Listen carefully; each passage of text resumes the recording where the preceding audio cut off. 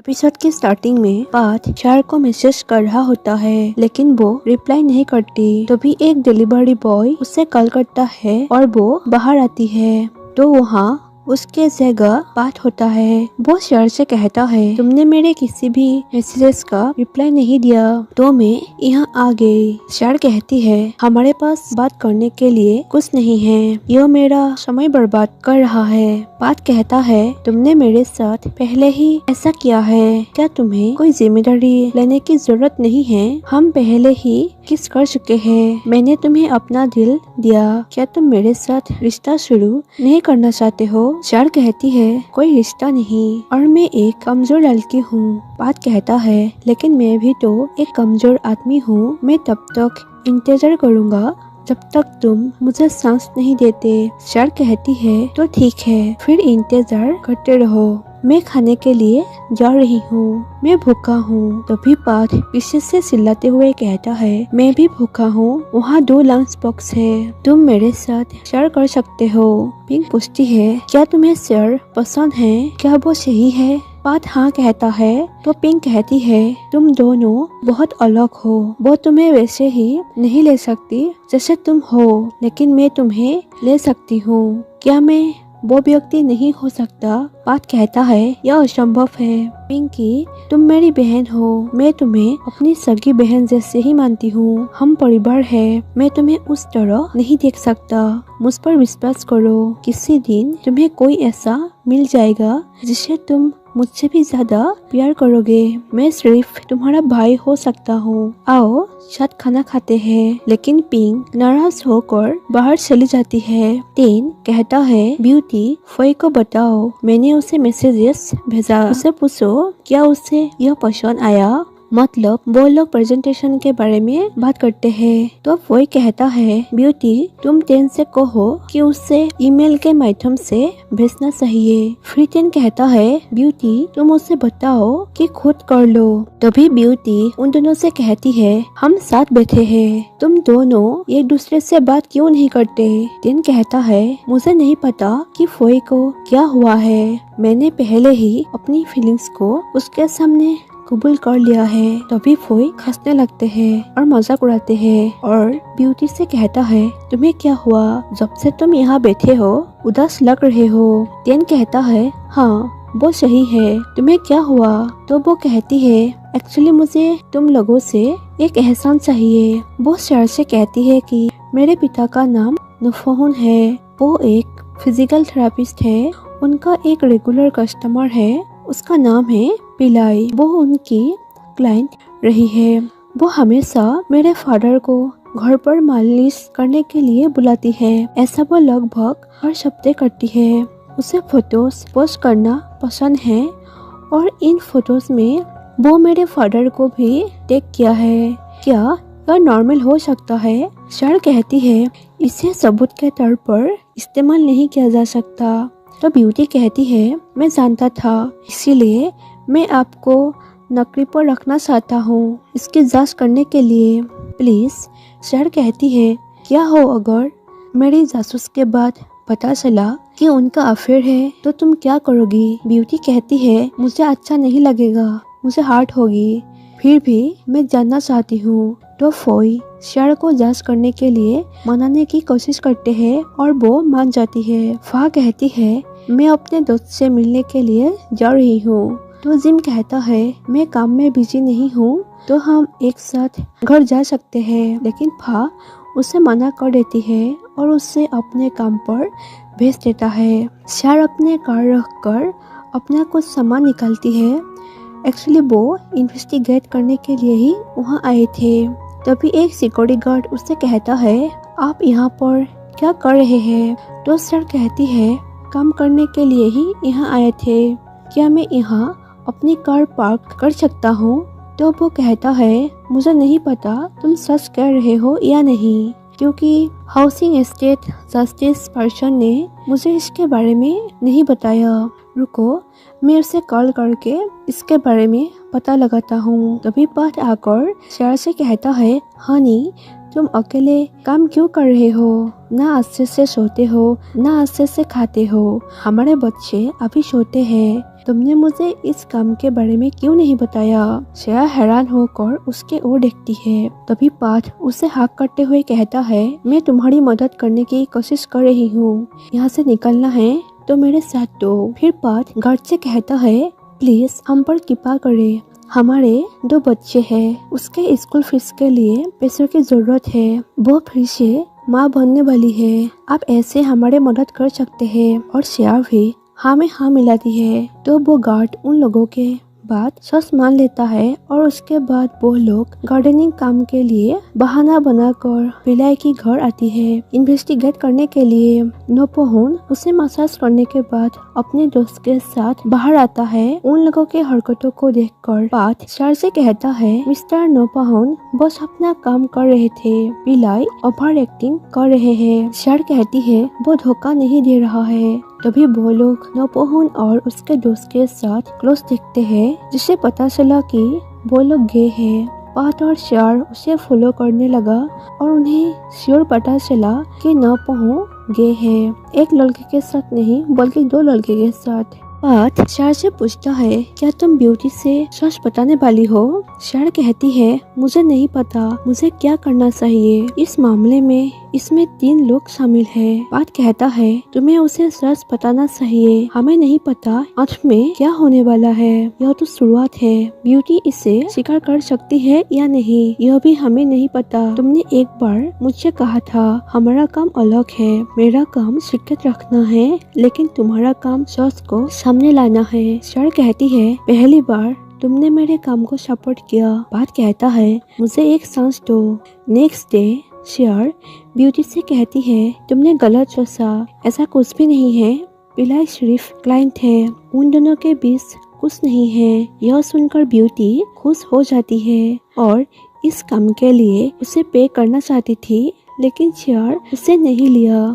लेकिन श्योर दुखी हो गई उसे झूठ बोलकर। फोई कहता है, दीदी क्या आपको यकीन है उसे सच नहीं बताने के बारे में? श्योर कहती है, मैं चाहता हूँ कि वो इसे अपने पेरेंट्स से जाने। श्योर पार्थ से कहती है, यह पहली बार है कि मैंने ऐसा किया।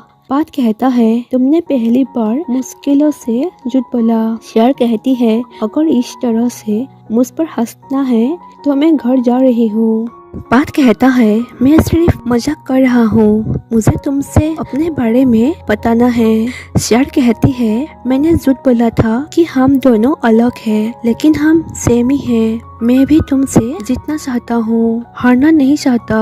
मुझे प्यार पर विश्वास तो नहीं है, लेकिन मैं मानता हूँ कि तुम अपने फैमिली से बहुत प्यार करते हो। तभी पार्थ कहता है, तुम प्यार को समझते भी हो, लेकिन किसी से प्यार नहीं करना चाहते हो। क्या एक पल के लिए भी तुमने मुझे कभी प्यार किया है? श्योर कहती है, क्या तुम मेरे लिए वेट कर सकते हो? पार्थ कहता है, हाँ मैं कर सकता हूँ।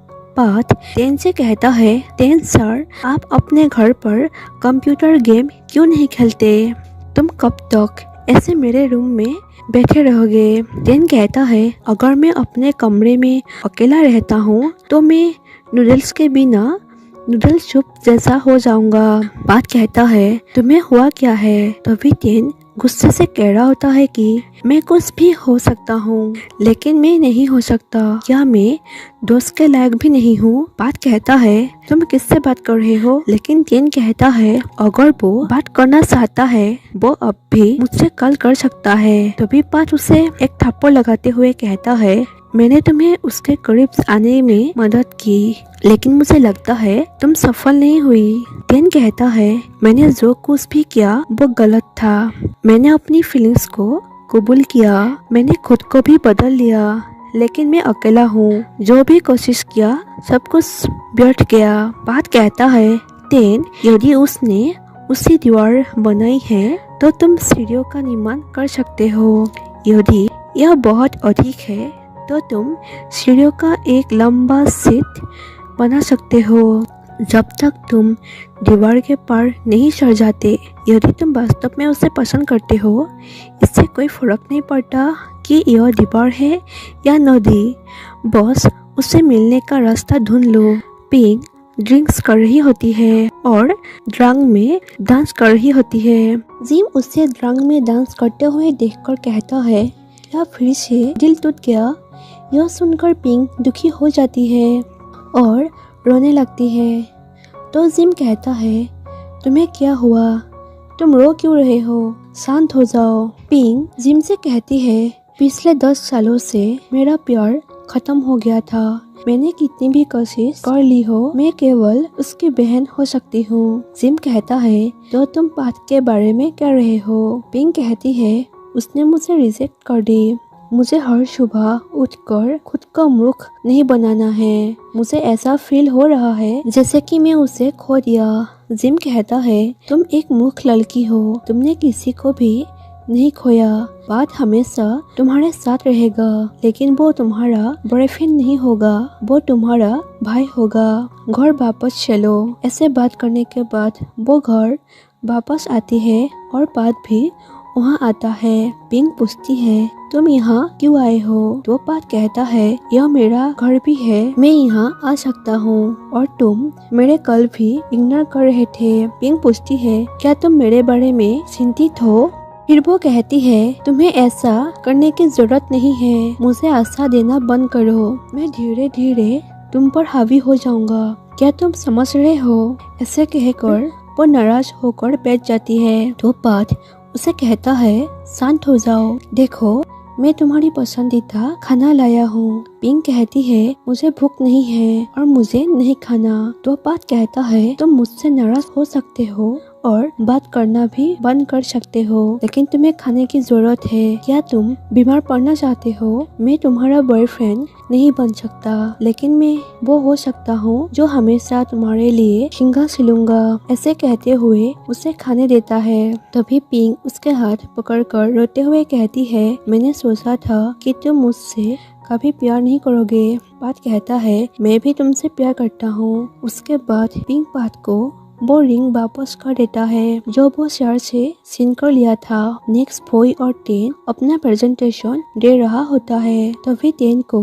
पाथ के वो बात याद आते हैं कि यदि तुम वास्तव में उसे पसंद करते हो, इससे कोई फर्क नहीं पड़ता कि यह दीवार है या नदी, बस उससे मिलने का रास्ता ढूंढो। और इसीलिए वो स्लाइड पर फोई के एक पोस्ट दिखाते हैं जहाँ लिखा होता है कि यह आपका स्टार है। फोई पूछता है, टेन तुम क्या कर रहे हो? लेकिन टेन सभी से कहता है, मैंने अपने लाइफ में जो चाहा मुझे वही मिला, लेकिन अचानक फोई तुम मेरे लाइफ में आए और तुमने मेरे दिल में जगह बना ली। मैं तुम्हें पसंद करता हूँ। फोई कहता है, टेन क्या तुम पागल हो? यह वास्तव में खराब समय है। लेकिन टेन कहता है, मैं सभी के सामने उसे कॉल करूँगा।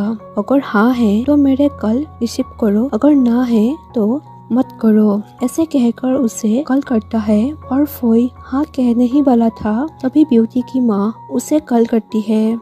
तो उस कॉल को रिसीव करना पड़ा, जहाँ वो कहती है कि कल रात से वो घर नहीं आई। उसका कोई भी दोस्त नहीं जानता कि वो कहाँ है। वो पूछता है, लेकिन ब्यूटी गायब क्यों होगी? तो वह कहती है, क्योंकि उसे पता चल गया अपने फादर के बारे में। यह सुनकर फोई तुरंत उसे ढूंढने के लिए बाहर चले जाते हैं और सभी मिलकर उसे इधर उधर ढूंढने लगा। टेन और फोई ब्यूटी को अकेले दुखी होकर बैठा हुआ देखा तो उसके पास जाते हैं। तो ब्यूटी फोई से कहती है कि मेरे करीब मत आना, तुमने मुझे झूठ कहा। फोई कहता है, सभी को तुम्हारी चिंता है। तो ब्यूटी कहती है, मुझे तुम पर विश्वास नहीं है, मैं अब उस घर में नहीं रहना चाहता। टेन कहता है, ब्यूटी शांत हो जाओ, हम बात कर सकते हैं। ब्यूटी कहती है, सब मुझसे झूठ बोल रहे थे, मेरे पेरेंट्स और शेयर और तुम भी। मुझे सच पता था, तुमने मुझसे झूठ क्यों बोला? ऐसे कहकर वो भागते हुए रोड के दूसरे पर जाती है। तभी एक कार उसे टकराने ही वाली थी, लेकिन टेन उसे हटाकर खुद कार के सामने आ जाता है और खून से लथपथ होकर वहाँ ही पड़ा होता है। तो फोई उसे ऐसे देखकर रोते हुए मदद के लिए चिल्लाते हैं। टेन जो कि होश में नहीं होता है और फोई उसे हॉस्पिटल ले जाता है और उसे तुरंत वहाँ एडमिट किया जाता है। दूसरे ओर ब्यूटी शेयर से कहती है, सॉरी, मेरे कारण ही ऐसा हुआ। ऐसे वो खुद को दोष देते हुए रोने लगी और शेयर उसे संभालने की कोशिश कर रही थी। इधर फोई रोते हुए बैठा होता है और पात उसे संभाल रहे होते हैं। शेयर ब्यूटी से पूछती है, ब्यूटी तुमने अपने पेरेंट्स को इन्फॉर्म किया? ब्यूटी पूछती है, लेकिन क्यों? शेयर कहती है, इस ओके मैं समझ सकती हूँ, लेकिन हमें उन्हें इस बारे में बताना होगा। ब्यूटी कहती है, मुझे नहीं पता कि मैं उसका चेहरा देखना चाहता हूँ या नहीं। शेयर कहती है, क्या तुम अपने फादर को एक चांस दे सकते हो? तभी ब्यूटी उसे इन्फॉर्म करने के लिए हाँ कह देती है। ब्यूटी की माँ ब्यूटी से कहती है, तुमने ऐसा क्यों किया? मैं बहुत चिंतित था। चलो घर चलते हैं। लेकिन ब्यूटी अपने फादर से पूछती है, क्यों? आपको हमें धोखा क्यों देना पड़ा? जब आप ऐसा कुछ कर रहे थे, क्या आपने कभी हमारे बारे में सोचा है? माँ, वो तुम्हें धोखा दे रहा है दूसरे आदमी के साथ। तभी उसकी माँ कहती है, हम बाद में बात करेंगे। लेकिन ब्यूटी कहती है, कुछ तो बोलो पापा, हमें बताए कि यह सच नहीं है। बोलो पापा। तभी उसकी माँ उसे कहती है, मुझे सब कुछ पता है। यदि तुम अभी इस बारे में बात करना चाहते हो तो मुझे तुम्हें यह बताने की जरूरत है कि मैं इस बारे में लंबे समय से जानता हूँ। तुम्हारे फादर ने मुझे कभी धोखा नहीं दिया। तुम्हारे पापा और मैं तुमसे बहुत प्यार करते हैं। ब्यूटी, हमने इसे तुमसे सीक्रेट रखने का कभी इरादा नहीं किया। तभी उसके फादर उसे कहता है, सॉरी स्वीटहार्ट, मैं गे हूँ। मैं कभी नहीं चाहता कि तुम मुझे माफ करो। मैं तो बस तुम्हें चाहता हूँ। लेकिन यही सच है कि तुम्हारे पेरेंट्स तुम्हें प्यार करते हैं। यह सच है। तभी ब्यूटी मान जाती है। बात फोई से कहता है, मैं खाने के लिए बाहर जा रहा हूँ। क्या तुम्हें किसी चीज की जरूरत है? फोई कहता है, नो थैंक्स, मुझे भूख नहीं है। उसके जाने के बाद फोई रोते हुए टेन से कह रहा होता है कि अगर तुम मुझे सुन सकते हो तो तुरंत उठो। मैं तुमसे लड़ना जारी रखना चाहता हूँ। क्या तुम सुन रहे हो? तभी टेन उसमें आता है और फोई उसे कहता है, टेन क्या तुम ठीक हो? क्या तुम्हें दर्द हो रहा है? तो टेन फोई से कहता है, क्या तुम मेरे कारण चिंतित हो? क्या मैं सपना देख रहा हूँ? तो फोई कहता है, ऐसी सिचुएशन में सभी चिंतित हो गए। टेन कहता है, अगर हम फिल्म में होते तो तुम इस सिचुएशन में मेरे प्यार कबूल कर सके होते। यह सुनकर फोई उसे बाय कहकर जाने लगता है, लेकिन उठकर टेन उसे रोक लेता है। तो फोई कहता है, क्या कर रहे हो? क्या इस बार तुम मरना चाहते हो? रिलैक्स करो। ऐसे कहते हुए उसे फिर से लेटा देता है, लेकिन वो बैठ जाता है और फोई अभी भी उसके लिए चिंतित और दुखी थे, लेकिन उससे छुपाने चाहता था। इसलिए टेन उसे कहता है, आसानी से मरने वालों में से नहीं हूँ, क्योंकि मुझे वो नहीं मिला जो मैं चाहता हूँ।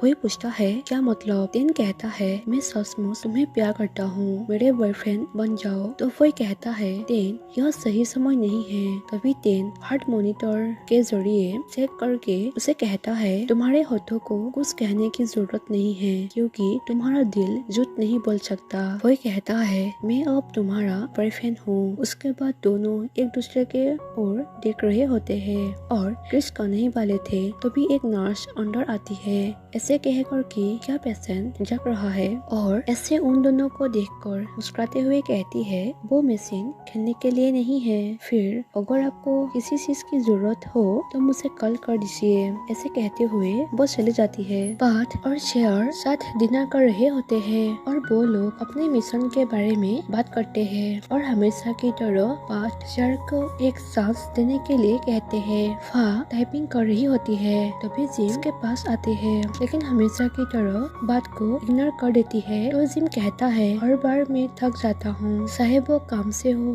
या किसी और से, लेकिन जब मैं घर पर होता हूँ और तुम्हें देखता हूँ तो मुझे ऐसा लगता है कि मैं बहुत लकी हूँ। क्या तुम कल बाहर जाना चाहते हो, कोई कैफे या कोई रेस्टोरेंट में? लेकिन फा कहती है, मैं कल फ्री नहीं हूँ, मैं देर से घर आऊंगा। तभी जिन कहता है, तो मैं तुम्हें पिकअप कर दूंगा, लेकिन वो उसे मना करते हुए किस करते हैं और सो जाती है। पिंग फा को एक लड़के के साथ जाते हुए देखता है। फोई और टेन एक दूसरे के आंखों में घूर रहे होते हैं। एक्चुअली वो लोग गेम खेल रहे थे। फोई कहते हैं, मुझसे नहीं होगा। तो टेन कहता है, अरे क्या तुम इतनी आसानी से हार क्यों मान ली? इससे पहले कि हम एक कपल हो, हम एक दूसरे के खिलाफ रह चुके हैं। वो कहता है लेकिन यह घूरने की कंपटीशन मुझसे नहीं होगा जो तुम लड़कियों के साथ करते थे, है ना? टिन कहता है क्या कह रहे हो?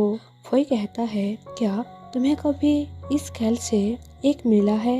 ऐसे कहते हुए वो मुस्कुराते हैं। तो टिन कहता है तुम किस पर हंस रहे हो? तुम बताओ तुम्हें कितना मिला? तो फोई शार कहता है। टिन कहता है क्या तुम मेरे साथ मजाक कर रहे हो? तो भी पिंक अंदर आती है और फा के बारे में बताती है, लेकिन वो लोग फा को पहचान भी नहीं पाए। तो पिंक वहाँ से चली जाती है। उसके बाद पिंक फा के बारे में बात से कहती है कि मुझे लगता है फा किसी को डेट कर रही है। बात कहता है वो मेल फ्रेंड भी हो सकता है। जिम को मत बताओ बिना कुछ जाने, क्या मैं इसके बारे में फा से पूछूं? पिंक कहती है तुम उससे ऐसे सवाल कैसे करोगे? बात कहता है हमारे पास कोई सबूत नहीं है, इसलिए जिम से कुछ नहीं कह सकता। ऐसे बातचीत करने के बाद नेक्स्ट डे पिंक और शेयर साथ में फा को फॉलो करने के लिए हॉस्पिटल जाती है, जहाँ फा काम करती है और वहाँ एक नर्स को उस डॉक्टर के बारे में पूछताछ करते हैं और डॉक्टर का नाम डॉक्टर जू है। वो नर्स डॉक्टर जू और फा के बीच सिर्फ फ्रेंडशिप के रिलेशनशिप है कहती है। पिंक वहाँ पेशेंट बनकर जाती है। वो दोनों चालाकी से उन लोगों के फोटो लेती है एविडेंस के लिए। पिंक डॉक्टर जू के साथ फ्लर्ट कर रही होती है और उसकी गर्लफ्रेंड के बारे में पूछती है। तो डॉक्टर जू कहता है गर्लफ्रेंड है। तो पिंक फा के बारे में ही इंटरेक्ट कहते रहती है कि वो सुंदर है ना, और उसकी हेयर कलर ब्राउन सा है। पिंक ऐसे सवाल करते हैं और पिंक को उनके बातों से पता चल जाती है कि फा ही गर्लफ्रेंड है। तभी डॉक्टर जू उसके कमर पर जोर से प्रेशर देती है और वो दर्द से चिल्लाती है और अपने कमर पकड़ते हुए शेर के पास आकर कहती है वो किस तरह का हिंसक डॉक्टर है, उसने मुझे चोट पहुंचाया। फा उन दोनों से कहती है कि मैं और डॉक्टर जू सिर्फ क्लासमेट थे, बहुत दिनों के बाद हम एक दूसरे से मिले हैं। पिंक कहती है आपको गलत समझने के लिए हमें माफ कीजिए। फा कहती है इस ओके, यह पहली बार नहीं है। पिंक कहती है फात ने मुझे बताया कि वो पॉपुलर थे, मुझे लगता है कि आपके साथ अक्सर ऐसा होता है। तभी शेयर भी उसे सॉरी कहती है। फा के जाने के बाद शेयर पिंक से कहती है जैसे हम उन्हें उसके साथ लंच करते देखा, मुझे नहीं लगता वो क्लासमेट है। वो जानती है कि जब वे साथ में खाना खा रहे थे तो हम उनकी जासूसी कर रहे थे, हमें उसे इस बारे में नहीं बताए, फिर भी पता था। पिंक कहती है शायद उसने हमें तब देखा था जब हम उसकी रिकॉर्डिंग कर रहे थे। शेयर कहती है अगर उसने हमें देखा होता तो वो कुछ कहती, उसने हमें झूठ कहा। ऐसे कहकर शेयर उसके पास जाते हैं, तभी उसके सामने बात आते हैं। शेयर कहती है मुझे पता है कि फा और डॉक्टर जो डेट कर रहे हैं। एक्चुअली पिंक ने जो बात को इसके बारे में बताया था उसके बाद ही बात फा को कॉल करके सब कुछ बता देता है और नेक्स्ट मॉर्निंग उससे मिलकर उसके बारे में बात भी करते हैं। फा कहती है बात मैं वास्तव में नहीं जानता कब हमारे बीच झगड़ा हो गया। डॉक्टर जू बिल्कुल सही समय पर आए, तब मैं बहुत सैड थी। बात कहता है वही दोनों ऐसे जाने नहीं देंगे, वे ऐसे तब तक इन्वेस्टिगेट करेगी जब तक उन्हें कुछ नहीं मिल जाती। फा आपको उसके साथ ईमानदारी से ब्रेकअप कर लेना चाहिए। फा कहती है लेकिन मैं जिससे ब्रेकअप करना चाहता हूँ वो डॉक्टर जू नहीं है। बात कहता है यह आपके परिवार का मामला है, मुझे कुछ नहीं कहना, लेकिन डिसीजन लेना पड़ेगा। फिर हमें दिखाई जाती है बात पहले फा को कॉल करके कह देता है कि वही दोनों आपकी तलाश में हॉस्पिटल जा सकते हैं। मेरे बात ध्यान से सुनो, वही करो जो आप हमेशा करते हैं। यदि कुछ गलत हो जाता है तो मैं हूँ। बात पिंक और शेयर से कहता है मैंने तुमसे जो कहा वो सच है, मैं उसे कुछ समय के लिए सपोर्ट कर रहा हूँ जब तक कि वो अपना मन नहीं बना लेती। तो इस पर क्या तुम दोनों पीछे हट सकते हो? मैं भीख मांग रहा हूँ। पिंक कहती है बात तुमने ऐसा क्यों किया? बात कहता है सॉरी पिंक, लेकिन जिम मेरे लिए एक महत्वपूर्ण व्यक्ति है, इसलिए मैं चाहता हूँ कि वो जानने से पहले इसे खत्म कर दूं। शेयर कहती है क्या होगा अगर फा डालता रहे तो तुम क्या करोगे? बात कहता है उसके बारे में चिंता मत करो, फा को आज के अंत तक अपना मन बना लेना है, कुछ भी जल्दबाजी मत करो। शेयर कहती है क्या मैं तुमसे मेरे लिए एक काम करने के लिए कह सकता हूँ। इस समय से मैं चाहता हूँ कि यह आपकी आखिरी बाजीगरी हो। किंग शेयर से कहती है, मैंने कभी नहीं सोचा था कि फा ऐसा कुछ करेंगे। मुझे जिम पर दया आती है। शेयर कहती है, शायद फा ज्यादा स्ट्रगल कर रहे थे। फा डॉक्टर जूस से बात करके ब्रेकअप करने की फैसला करती है। अभी जिम पात को कॉल करके कहता है, मुझे सब कुछ पता है, मुझे बस पता करना है मैंने तुम्हारा क्या बिगाड़ा है। पात कहता है, क्या हुआ जिम, क्या तुम मेरे साथ मजाक कर रहे हो, क्या तुम ठीक हो, क्या आप चाहते हैं कि मैं आपके पास आऊं? लेकिन जिम कहता है, मैंने कभी नहीं सोचा था कि तुम मेरे साथ ऐसा कुछ करोगे। मुझे पता है कि इस काम में तुम स्किल्ड हो, लेकिन मेरे साथ ऐसा क्यों किया?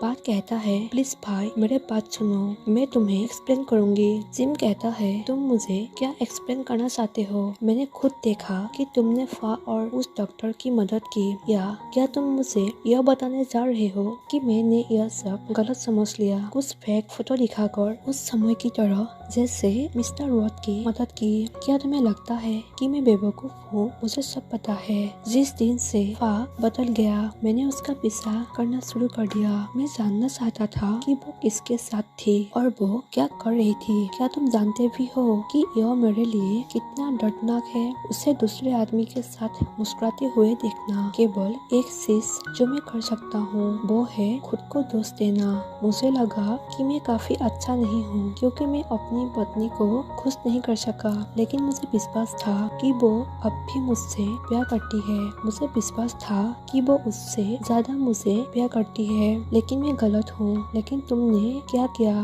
तुमने भी छुपाने की कोशिश की। मेरे लिए फा को बताओ कि मैं उससे बहुत प्यार करता हूँ। ऐसे कहकर वो कॉल काट देता है और वो सभी जिम को चारों ओर ढूंढने लगा।